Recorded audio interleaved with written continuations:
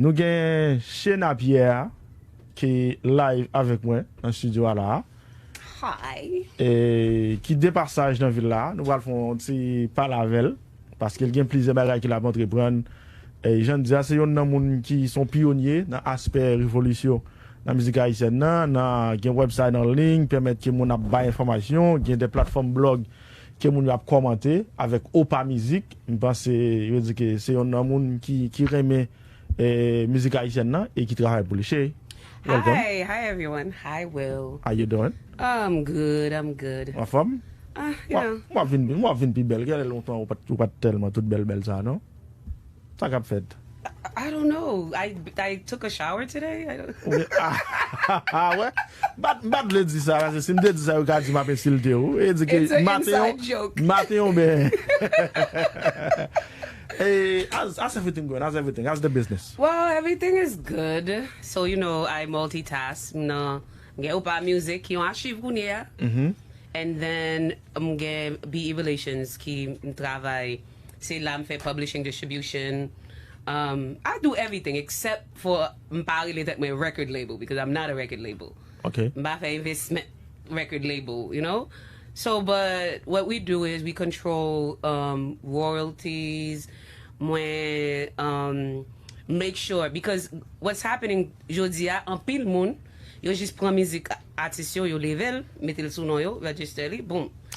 Yo cherche. Moi avant d'arriver là, et on fait une histoire de où, parce que y a des gens qui regardent pour la première fois, moi même mon qui mon mais mon cap garder pour la première fois, pas contre qui mon. How did you get started? Qui ont devenu faire involved dans milieu dans business là? It was so funny.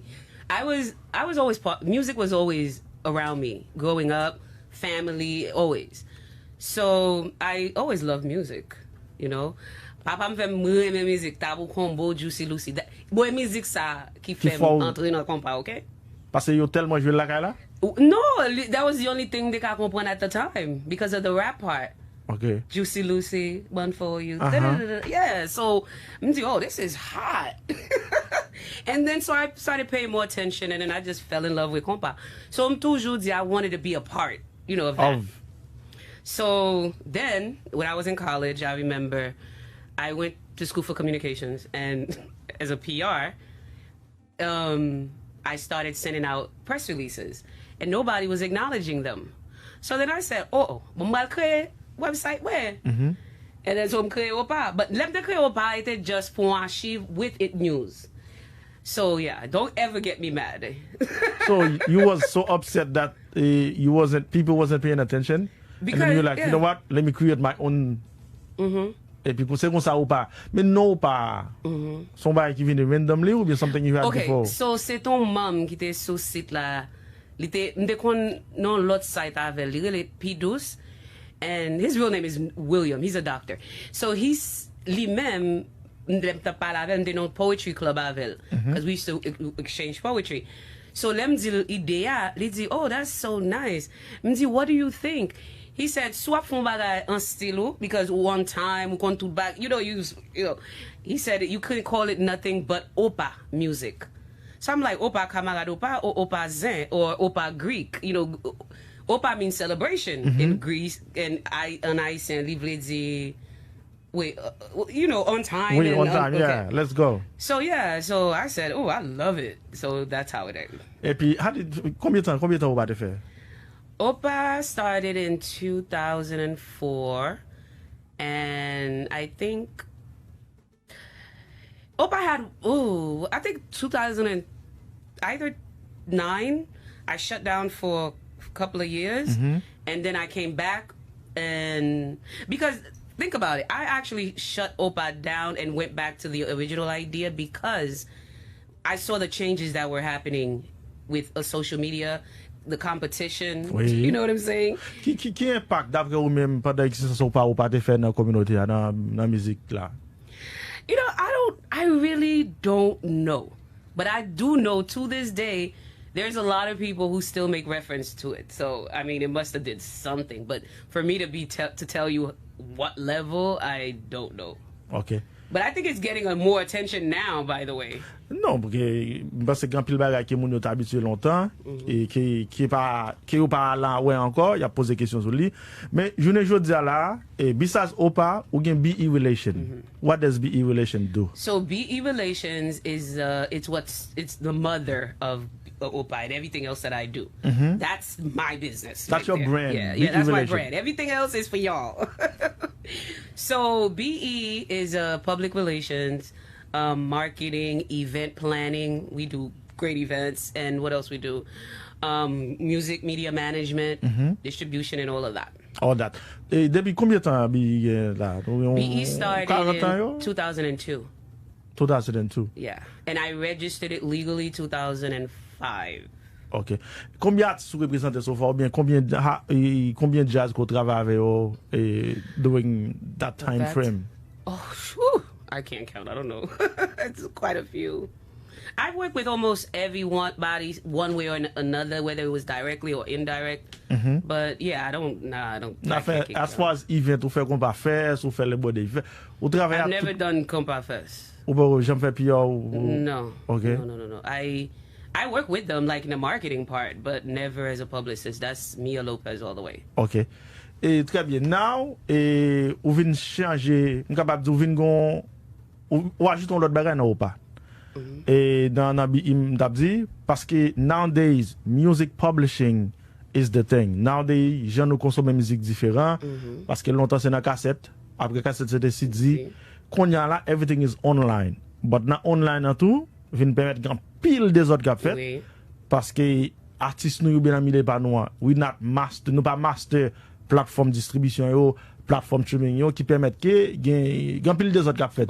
Et how did you get involved into that? Put that, you know what? I'm gonna go get myself certified in order for me to represent, to work on that department. I've been doing this for a long time. I can't really tell you exactly when I started, but I could tell you why I didn't provide the HMI with those services.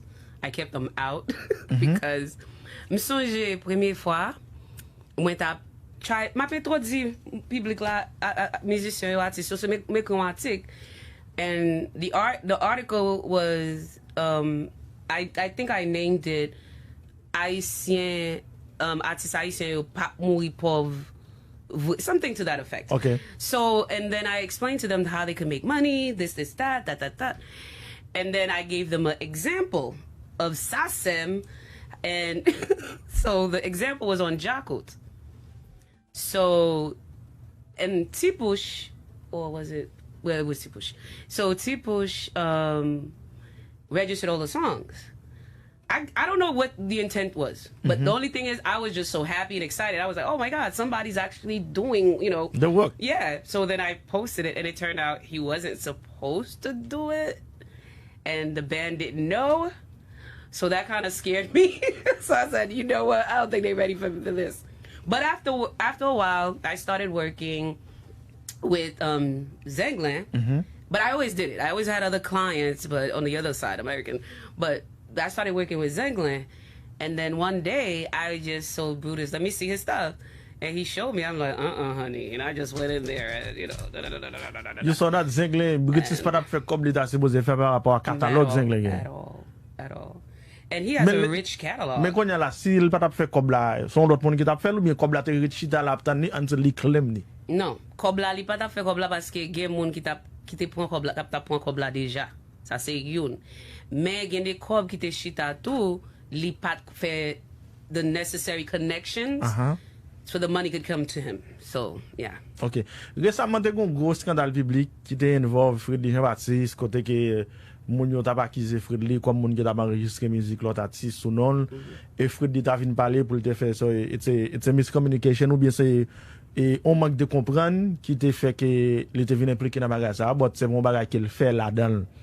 Et dans aspect ça, est-ce que son bagage ou même comme on travaille à Zenglin, non Zenglin te cité parmi aux musiques tant que fidèle, est-ce que dans recherche pas ou bien qu'on y a catalogue Zenglin, ça c'est dans mon compte ça qu'a fait là-dedans, est-ce que ça t'est fait vrai, ça t'existe vrai ou bien c'était miscommunication? So this is what it is.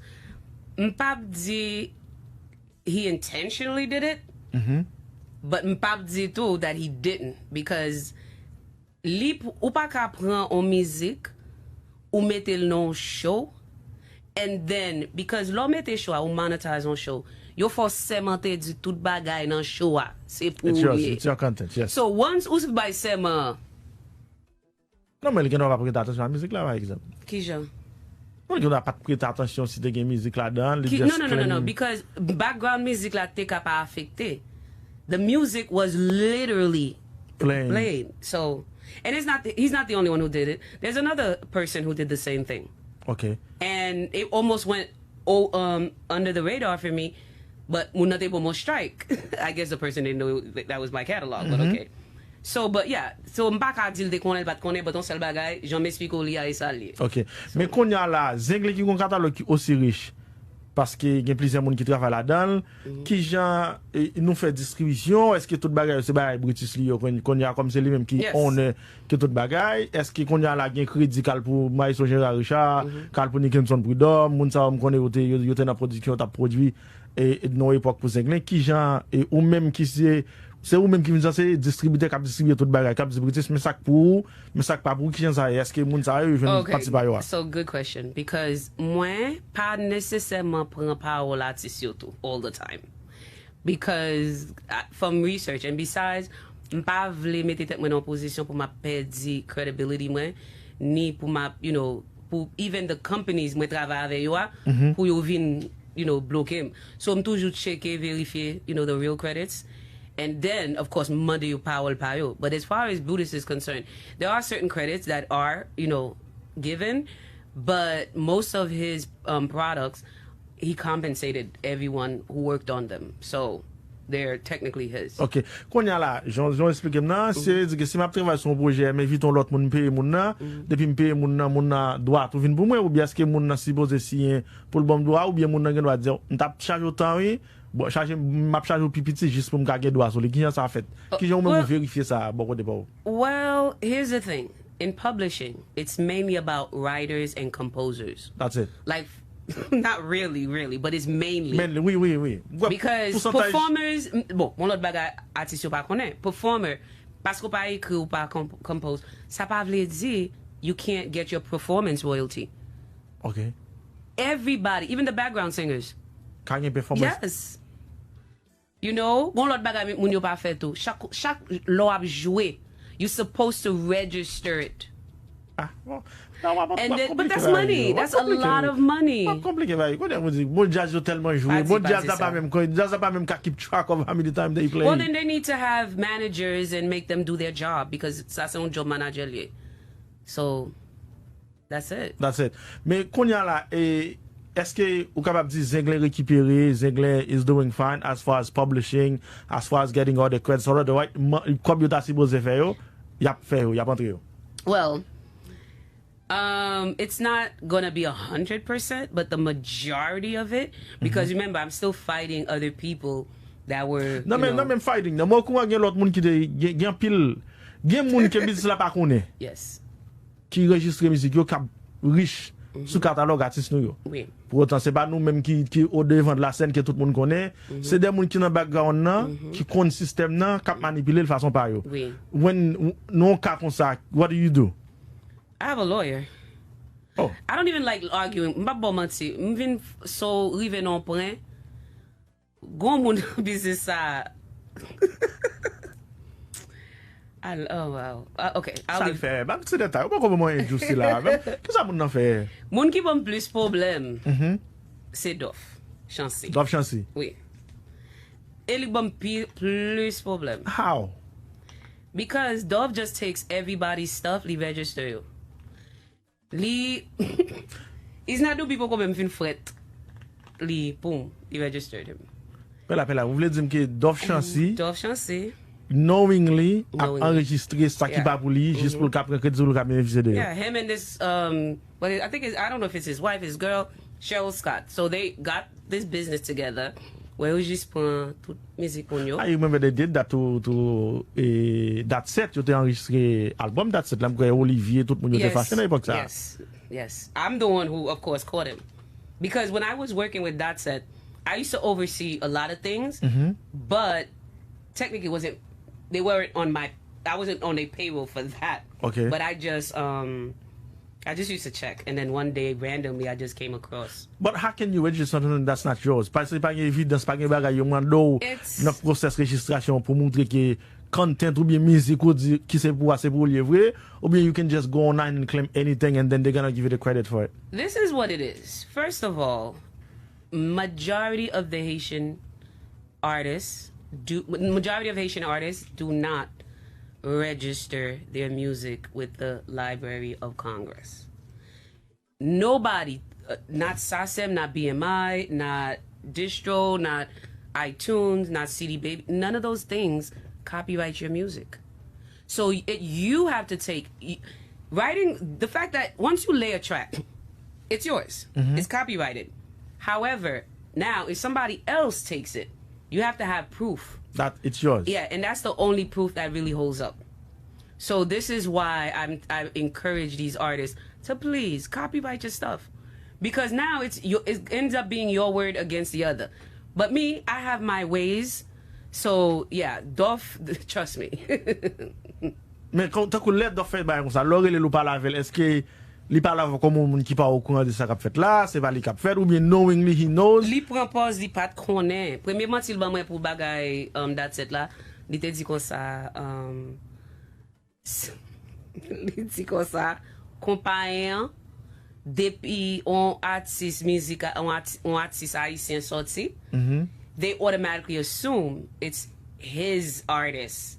So they put it in his catalog. That was what he said on That's It, right? So then, the other time, if I tell you the stories this man tells, okay, we'll just leave it at that. I'm gonna. Mais konya la, est-ce que because nous gen BMI, nous gen AMI, nous gen BMI, nous gen ASCAP, et puis nous gen SACEM qui est utilisé en Europe. Grand pile artiste qui souvent enregistré avec SACEM only parce que vous pensez musique que jouer en Europe, Martinique, Guadeloupe dans les Antilles françaises, grand pile artiste qui préfère enregistrer musique à SACEM qui est fait avec BMI ou bien ASCAP boy ici là, et est-ce que sont des avantages que les pour artistes? Okay, so you pensez that's que you fait plus l'argent because of Europe. No. The way it works, they pull up part of a pro, that BMI Pro, ASCAP, SACEM, they even collaborate with each other. So you get your money. There's no such thing. One is going to give you more money than the other. It's pretty much standard. So, yeah. However, me personally, I would encourage people to register here because it's not like they perform all the time in Europe. You understand? So what they mainly making from Europe is probably radio plays. Okay. Yeah, so here, when you imagine what perform, and once you put in your calendar, all of the pros give them a calendar. So mettez tout. But pour performance là, qui j'ai artiste a fait collecter as like performance royalties pendant. They have to register. Yo registre puis yo dit yo qui marche à suivre yo même qui pour upload calendrier yo puis yo dit mais qui côté y a jouer. Donc par exemple, on dit yo joue dans club 7 par exemple. Who's responsible to pay them? The location? That's none of their business. They just put it in a calendar, and then the location is supposed to have the license to play music. The same way there's cabaret license to have people dance in a club, there's also music license. So that's the club's responsibility to make sure they're licensed. Do you think vous tout côté jazz you have toute location ça get licensing for that? That's none of the artist's business. They got to figure it out. Ça sont l'autre problème, oui? Well, est-ce qu'on a si a marché collecte ton côté qui pas gain fond pour yo collecte parce que en pile fois et promoteur yo just louer local puis yo font balle. Local là qui doit lui même li pas gain pour avec qui jazz qui vient jouer qui bagay qui vient faire rien. Doesn't matter because again, Will, you need a cabaret license to dance and you need license to play music. That's it. So si moun n'a pas fait ça, supposé faire. If and one day comes down to that, it is what it is. I don't know. That part I don't master it because it's not, Okay. But as far as now, you get access to numbers. What travail anglais, qui l'autre jazz qui dans catalogue? So I have Tabu, I have what I have oh, look at me. I forgot. I'm kidding. Okay, I have Tabu, I have Shaba, I have help me out here, you know. Vibe. Kai, yes. I'm so sorry. Oh gosh. I have a lot. I have right now. I have 12 that I can't say. Who you don't have? I can say. Who you don't have, Pito? Gala, you don't have la plus facile. I don't have New Look. I don't have Class. So. Ok, ça c'est T-Vice. T-Vice. Ok, ça bon. C'est Jackoot. What about Jackoot? No. Ok. After that exposure back then, I don't think they're gonna mess with me. No, but they need that. Qui avantage? Why should a band or an artist get on compagnie tant que Be Relation qui fait publishing pour lui ou bien cap bataille pour le jeune droit pour le toucher comme pour qui ça li important pour moun gen parce que grand pile fois moun yo négliger aspect ça nèg a zoli just with music so disco the distro kid il fait le distribuer pour lui that's it fini. Yeah, but it's so sad because if I thought artist yo bamdo personally I don't feel that's an artist's job. An artist's job for me is to create and oversee their business. They have a manager. Everybody has to play their position. Everybody wants to do everything. That's another thing. Artistes you can get some message. Manager pas yo kon ça c'est job you know. Manager les plus souvent les artistes go manager pour yo fait mettre dépenses pour yo ou bien pour gérer pour bailler. OK, yo pas connaît bagay ça yo. Ça yo autre c'est manager qui pour responsable tout département ça tout bagay ça. That should be a manager's job. Like in my management contracts, like for artists that I manage, that's my contract. I put in there what I would do because what are you just gonna do? You're not a booking agent. Wapsha gig. Yeah, managers do book. However, this is the real job of a manager. You're overseeing the artist's career. So how you oversee an artist's career? You put the work to make it advance, to make them make money. So that's all in there. So for me, the way I help them, I actually handle all of that depending on what level of service they want. Some people just want me to manage. Some people want me to do the take over. Okay. Like with Taboo, Zenglin, it's you do everything. I do everything. So the others, like with Kai, I just manage. Like make sure if somebody is wrongfully claiming, I'm on it. Moun sa yo wap monitor catalogue yo, de quoi que si on moun gon registre un bagay qui pas pour lui, you get on it pour make sure que ça c'est pas pour moun nan, mais it's a little more than that too because I also keep track of their numbers. Like I would call Brutus and tell Brutus, okay, you see this number, this song, it's getting a lot of radio play. I want you to put it in your playlist. Repertoire. Yeah. Okay. So it's a lot monitor of tout other bagay things. sa yo, mais qu'on a in terms of numbers, qui genre jazz you a fait parce que you would not believe the numbers. Whoever's doing well in live performances are not doing great on radio. Est-ce que jazz cap jouer tout weekend yo, they not doing good in terms of numbers online. Yeah, yeah. As far as streaming, radio play and everything. They're not. It's weird. How is that? I don't know. Parce que si jazz a bouk, moun sorti, tout autant moun ap sorti, moun consomme plus.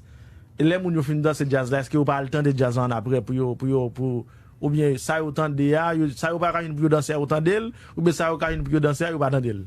I guess they just go to the band when they go live whenever they want to hear it. They don't play nothing. But est-ce que senti artiste a fait comme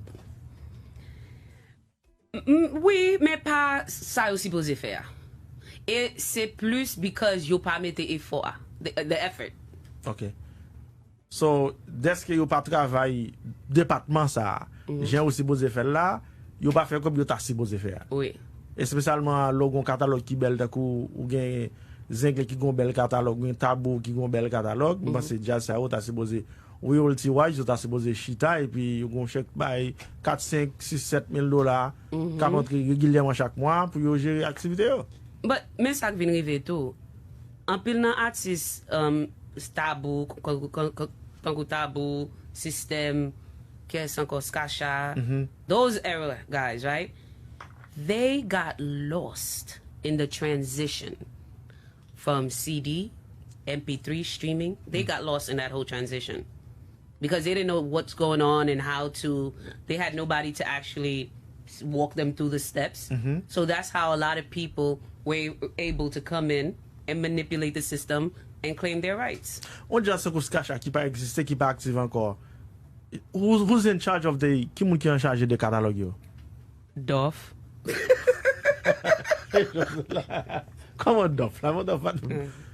Est-ce que tout I just started working. T'as coupé cloué par exemple, un moun comme ça. Non, ça c'est Jeff qui a mangé coupé. Jeff Renwright. Yeah. Jeff Renwright là-dedans tout. Mais est-ce qu'il dit Oh, Jeff Renwright. He has a catalog of 600 and something songs that actually anyway, okay. Jeff Renwright gon catalogue qui écrit ça c'est 600 musiques? Yeah, and majority of them is not his. How do you know qu'elle pas acheté droit pour yo, qu'elle li pas gen bay ça because we don't know. Okay, there's lawsuits. Qu'elle gen bay ou qu'on nous parler dit. There's lawsuits. Mais Well, Jeff have not dipped into my catalog, so I don't care. OK. But, mais ancienne génération ça et c'est dans catalogue ça qui grand pile monde qui entre yo fait des autres là-dedans parce que yo connaît monde ça mourir, monde ça yo pas gen monde qui vinn bataille pour yo. There's nobody in charging. Timano. Imagine David. That's a lot of Yeah. Now, but now, est-ce que gon moun qui ka vini qui ka claim catalogue ça yo? Et pas seulement claim non, who can be the rightful owner de un catalogue dans Timano? I could definitely if they call me, I'll definitely walk through the steps. As a matter of fact, I can't speak on it, but I'm actually here to sign like 3 contracts. OK. Yeah. Est-ce que moun sa yo ta couper cloué par exemple qui gon catalogue donc qui a vu tout côté et tout bagay net moun sa est-ce que qu'on y a là est-ce que famille moun sa yo pas ka I think their family is suing. Don't quote me on it because I'm not sure. It's either they sued or they're planning to take these people to litigation. So yeah.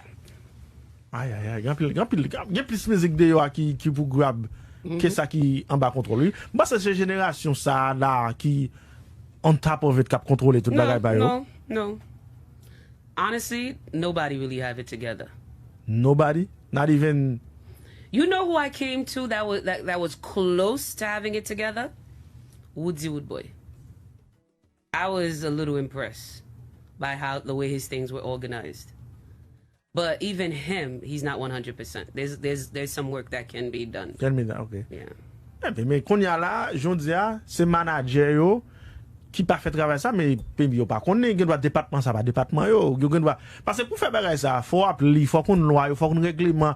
It's something that you actually have to go to school for. Yeah. Ou bien you take some classes in order for you to do it. Et bon yo ka lever matin et pour just dire ou connaît because grand pile qui entre là-dedans what And can it changes all the time. All the time qu'on a ça déjà yo ta supposé faire est-ce que et ta coup dans business pas nous pas tellement gen compagnie besides you qui actually une compagnie qui fait ça. Now, est-ce que nous besoin modèle compagnie ça yo qui capable de faire ça gérer distribution, gérer bail pour jazz yo pour qui c'est haïtien qui comprendre business pas nous parce que l'autre ba on l'autre blanc fait pour blanc les même n'a fait la façon business pas. Yeah, but let fini tout mais gen pile moun k'ap fait de yo. Trust me. I'm not the only one at all. I might be the most legit because one thing I'm not going to let y'all Haitians talk about me about money. But yeah, a lot of people are doing it, but are they doing it the right way to make you make money? That's another thing. Are they doing it? Are they certified to do it? Do they know what they're doing? No. C'est un talon qui fait que yo Yeah, exactly. No, they don't know. People could think they could just go on YouTube and watch, a few videos and master an art or master something. It doesn't work like that. Son l'autre département qui est important et ce qui souvent négligé dans business noir côté que artiste yo pas faire comme bien autant c'est beau faire comme qu'on y a là tout artiste c'est YouTube qui vient faire pilates prêt attention à faire ça oui bon blague ou connaît un pile bon tout qui j'aime moi haïtien parler. This is why if I ever strike someone I don't lift the strike because one, I'm always respectful with it. I address you first. Okay. Now, if you don't get back at me, then I'll probably send you a 7 days. If not, then down. I'm going to have to, I'm going to tell you why. Because Haitians have a problem with reading. They don't like to read. I don't know why. You notice that you guys don't write articles anymore. I used to love writing articles. Oui. Vidéo, on a une vidéo. C'est pas poster le vidéo, message pas passer. Imagine, depuis 2018, right? Facebook, Instagram, voyons update. They do comme ça. Starting tel that. I think it was supposed to be 2020. You pral commencer seek licensing for all the music because they were sued by the music industry. Et il fait sens. Qui j'en fait? You a billion plus multi-billion-dollar business, and you are using you have advertisement on your platform. You have people working for you literally. Back when you have trick, you have T-wheel money. Oui. Yeah, you have people working for you, and you're using the artist's music, all for free. So the music industry sued them, and then they won. So now they have to have license for every music that they play on the platform. So now what happened is but I've been on it, so I made sure every catalog that I had was on every social media licensing stuff. So I license it out to them. Okay? Now, Kunya, Simon Yovin Fe, Leo commence having their stuff taken down. You're all losing their minds. Oh, the England doing this. Oh, this band doing that. Oh, this band doing that. Oh, Mbab Tracy. And I'm trying to explain to them what's going on. And they weren't having it. But I guess now they're slowly starting to see what's going on. And yeah. But est-ce que son d'acoup nous tellement pas de comprendre ça que t'as fait là, and then even the band in it now. Yeah. Est-ce que grand pile qui pas de connaît et qu'on y a la vinn grand pile musique qui show moun qui fait show sur réseau pas ka jouer. Yeah. Parce que because of the licensing that you just mentioned et grand pile moun qui ouais que li affecté business là parce que grand pile musique qui pas ka jouer, qui pas une présence, qui pas là. Et même artiste surtout, yo dit ouais, yo ça ou ta supposé pas faire. Est-ce que son avantage ou bien son désavantage pour business parce que nous non business qui informel, pas non informel. Business Facebook là, yo même y a mettre principe l'autre là-dedans, les gens supposé faire. Mais nous même gens utiliser l'informel là yo mettre loi, il vient pas bon pour nous. Est-ce qu'il dérange ou bien et il pas dérange ou même et puis ou même tout qui sont fait de quoi que artiste qui ou un catalogue ou gérer yo, de quoi que pour nous même nous pas un problème à faire. Well, like I was telling you, I registered their music on all the platforms. Okay. So, however, you could get a license. You know that. It's not, don't let people tell you it's $1 million. No, you could get a little license. You just have to, I have a license to play American music. I paid $30 for it a month.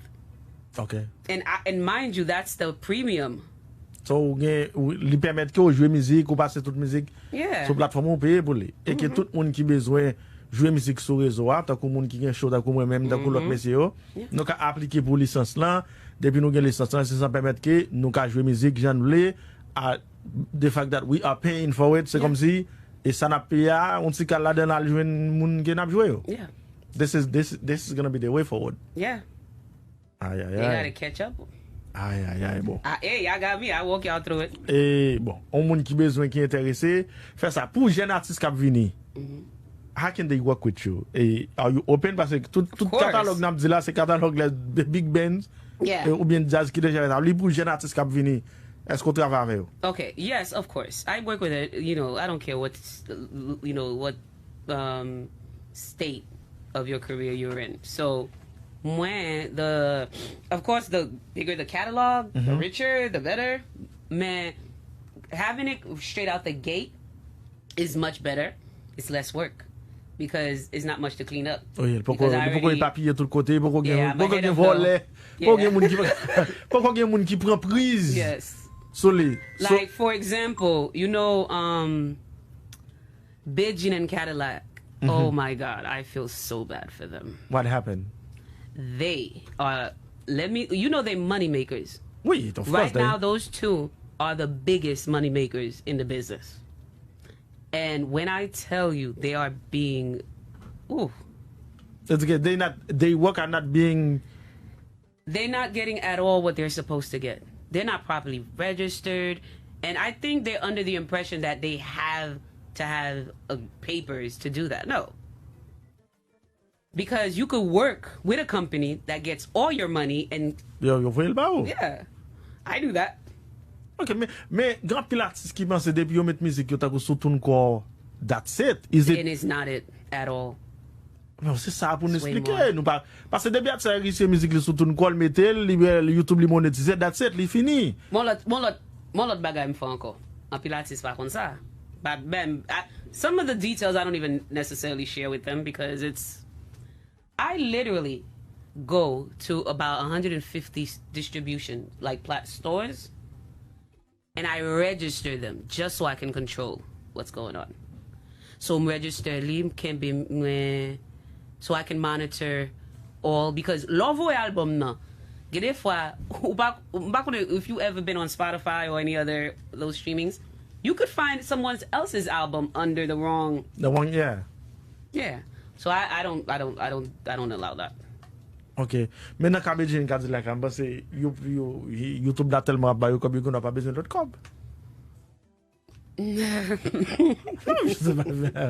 YouTube là tellement à bailler comme il n'a pas besoin d'autre cob. No, because they're not. Trust me, they're not getting even YouTube the money they need to make. They're not getting. They're not. Okay.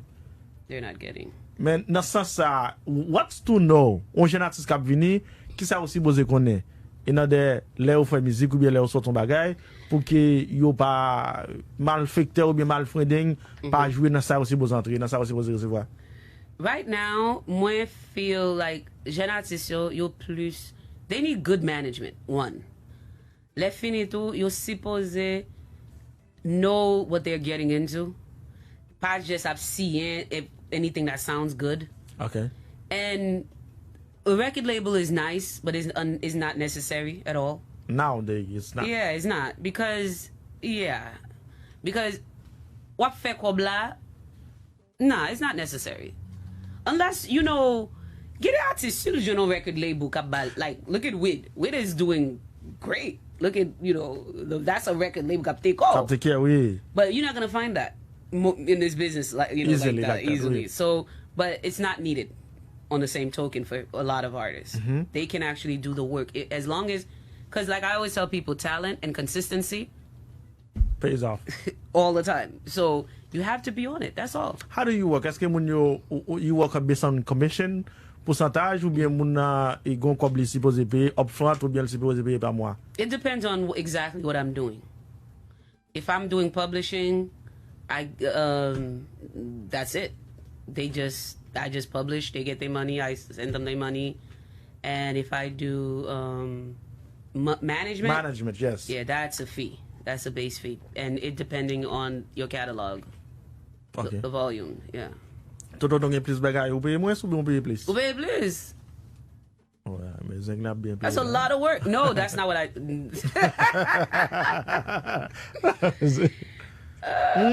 Mais on jeune artiste. But this does pay.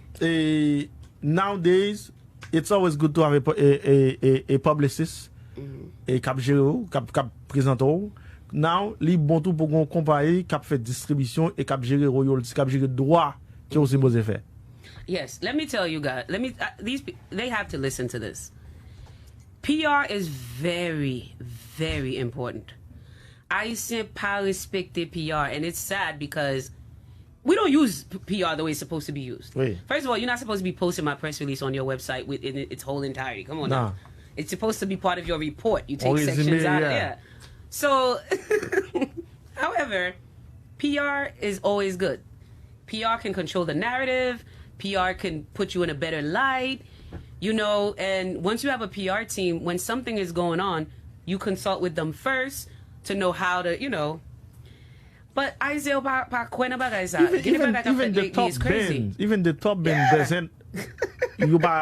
Majority jazz they don't have a publicist on moun kap jè relation publique pour yo on deck. There was a time, right? Ma pede di tout artiste. M'bake ki esouye. M'bake ki niveau ye, right? M'di yo supposé gen website. Ou pou ki sa pou gen website? M'gen Facebook, m'gen Instagram, m'gen Twitter. M'di ko sa pou yo ye? M'di those are borrowed fans. You're borrowing them. Imagine Facebook goes down tomorrow. Boop. What are you going to do? You always have to have your own website. And another thing too, they don't know that foreign promoters like Africa. I've gotten calls or emails from Africa, okay? Promoters asking me about a certain band. So that they would love to book, they can't find the person. Non, nan yo or- di, si moun nan bezè moun nan ajen yo sou rezo a, ajen yo sou internet la, sa ou di we. Yes, that's not really, not everybody goes by that, logic. Ok, so l'important it's pou moun nan important gen, to- Beyonce has a website. Beyonce. malgré gen de milyon de moun kap suiv li Okay, sou rezo a. thank you. Okay. Ok, so li important pou kon publicist, kap jere pou, li important pou gen yon kompari de distribusyon tan kon kompari tan kon B-Relation ki konen ki jan pou distribuye pou. Men deske ou son kompari, eske ou gen des avantaj? Yes. Oh, of As far as course. placing, Of course. is it Of course. I be in the pros offices. Because my office is right near most of them, not all of them, most of them. So again, des fois, I get an email, return, but I stand just by. walk up there. sa vè di l'important lò gon moun ki gen koneksyon, Yeah. kap jere, mba sel bon. Pou moun ki ta And reme, sometimes they have mixers, so I'm part of the mixer because I want them to be familiar with me. ok. So when they have events and stuff, so Ki jan moun yo ka, on ti jen la kap tande, ou bien on moun ki seeking, looking for advice, somebody to guide them, how can they reach out to you? they can go on berelations.com or they can call the office. It's 212-537. Make sure by numéro bien. I invite fake numéro, va invite fake number la. I gotta check it. So wait, you know how I know the number? It's 212-537 Ça, c'est ba moun- Ça c'est ba moun 6054. ki ba wè, ou Wait, bom la, parce 6054.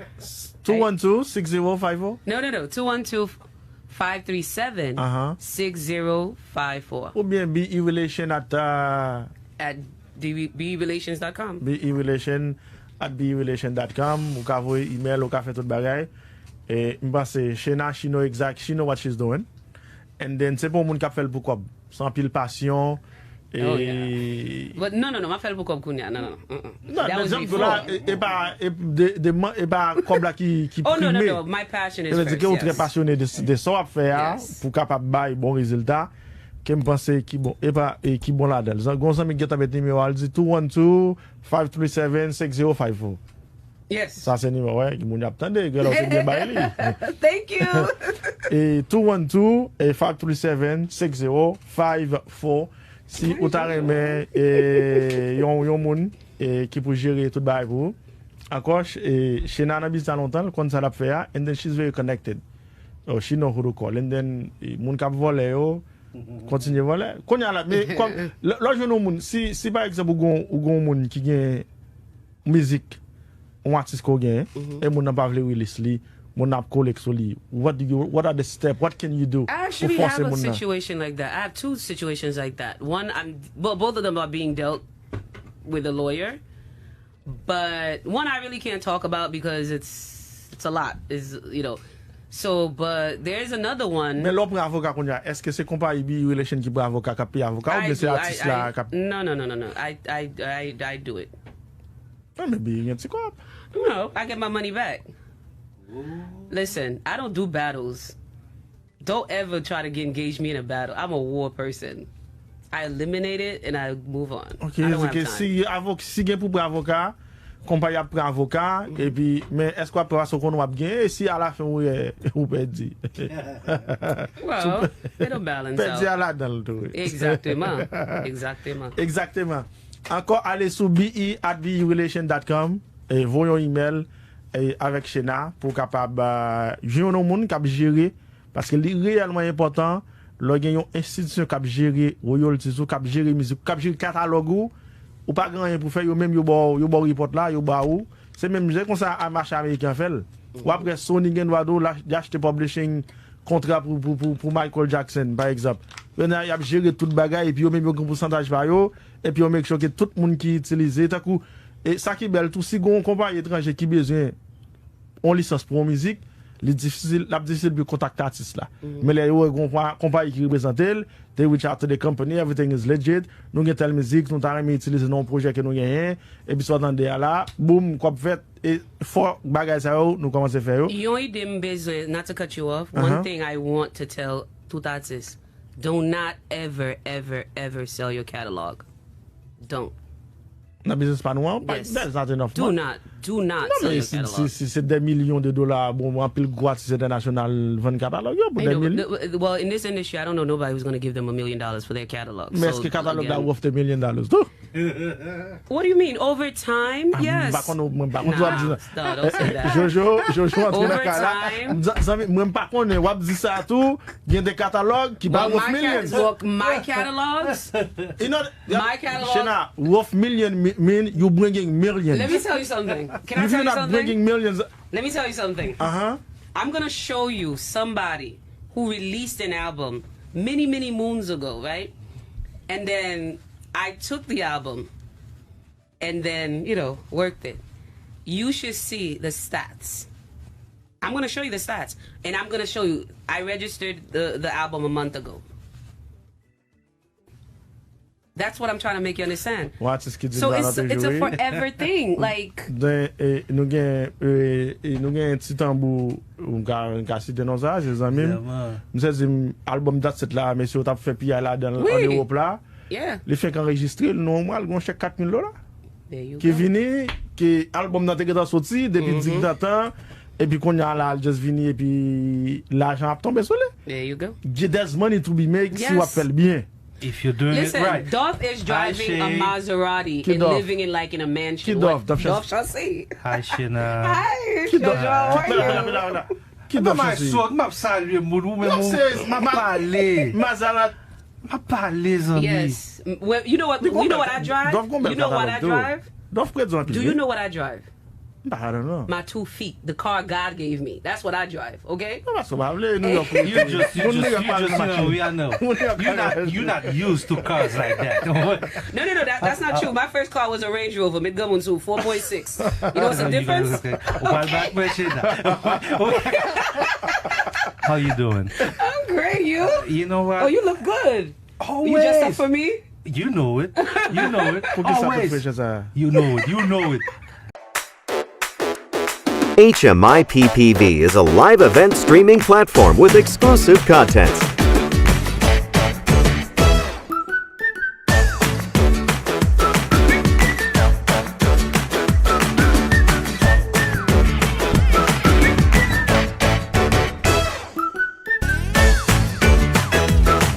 Subscribe today by downloading the mobile app to your Android or iPhone to stay connected.